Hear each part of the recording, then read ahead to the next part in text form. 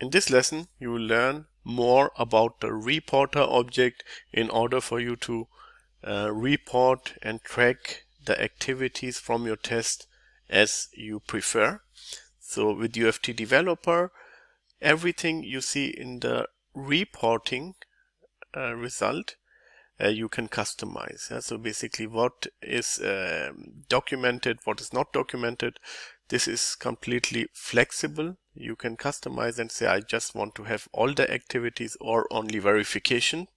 So here you can see these are just activities I'm doing on my test objects, while as the other one here, these are verification details. So they differ as well. So step details, you can say I don't want them to be captured, or I only want to get the verification details, or nothing at all. So this is completely customizable, and we will look into it how you can do it with UFT Developer in Visual Studio. So first thing what we can try here is, let's say we just disable the documentation for the Chrome test. So what I will do is here on the top directly I can say reporter report level. So this is exactly what I want to do, report level, and here the report level should be either all.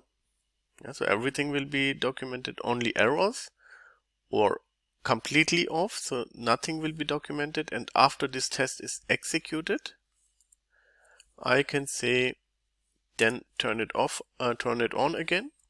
So at this place it should be documenting everything.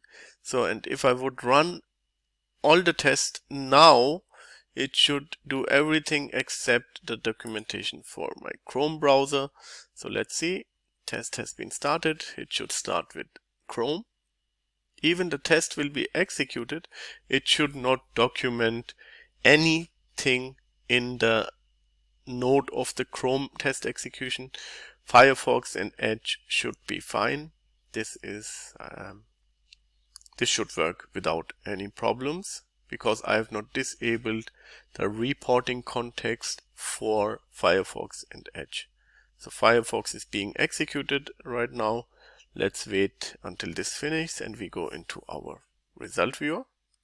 So let's go into our result which has been generated, and now what you can see quickly is Chrome is just a node and it is not containing any steps, while as Firefox and Edge has the steps. So this is a way where you can control from yourself that you don't want to report anything, or maybe on the Chrome level we could say that on the reporting object I would like to have the possibility to maybe just report or do the snapshot level. So for Chrome I would like to have all the snapshots taken. So let's go here and we can say capture level all, and only for this test, while as for Firefox it should not take. So we can see here we can turn it off again. So turn it off, and now it will disable the results for Chrome. It will take snapshots on top of the result capturing on Firefox, on Chromium, and Firefox will be as usual normal. So let's run everything again. So now the test is being started and we are able to execute now, first of all for Chrome. So test will be executed. Then we will go for Edge, and you will notice it is a bit slower, not too much, but still it is a bit slower than before, because now we are capturing per step the snapshots. So this is also consuming resources, while as now Firefox comes up where we will not capture any report snapshots, just the execution. So let's let it run. Now it completes and I can go back into Visual Studio and take a look on the run results, and those will tell me exactly Chrome is still not documented, while as on Firefox I can see, not on my verification, but here I can see the snapshots which are taken as well. And for where is it? We can see here. For Firefox, I don't have any kind of snapshots. You can see here's no snapshots. So this is also a good approach to drive the reporter to do certain things only on certain steps.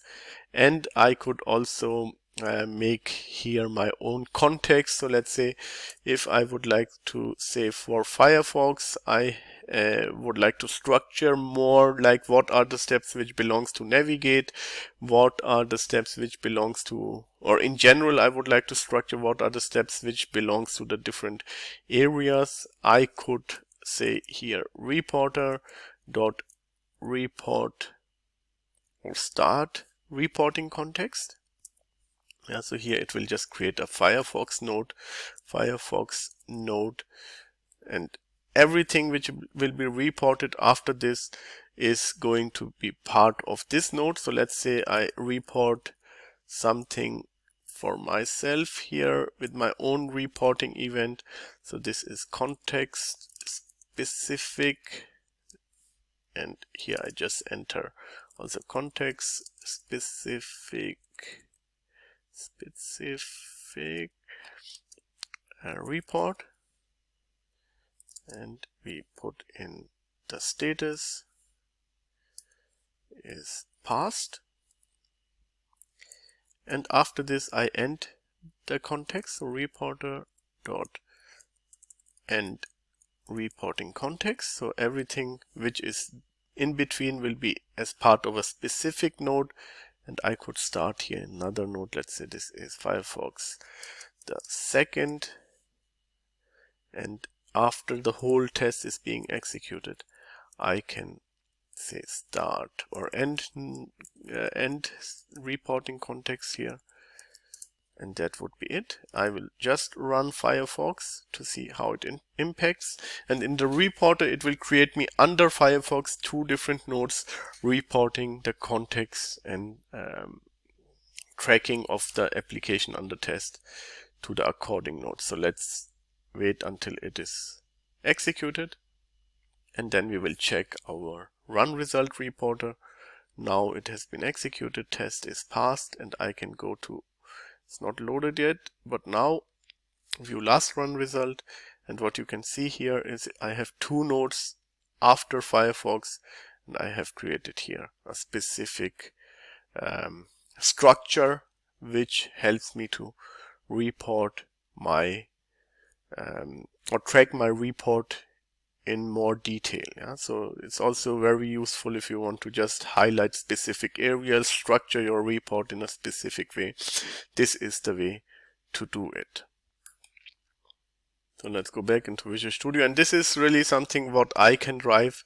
So I can say, okay, these are my Firefox nodes, and I can have also a sub node here in between when I just copy this one, and here I say I have Firefox sub node, and this report will be in the sub node, and I have another reporting entry which will be outside. So this is inside sub, and this is outside sub node. So you can go further and further and define the context as you need, and don't forget to end the reporting context in the right area, so you are able to really close it and start new context. So if I would run it now with Firefox, it should even structure more the reporter for me and show exactly how the structure is built in the reporter. So test is being executed. So this is fine, and now the test is completed. Result is generated as well, and I can view the run result, and what you can see now is I have here a couple of nodes under Firefox. One is the test itself where main test is running, then I have my Firefox node, and under this Firefox node I have only outside of sub context and inside of sub context. So this is something which is really very nice with UFT Developer, and this helps you to build the structure you need and do some customization of the reporting.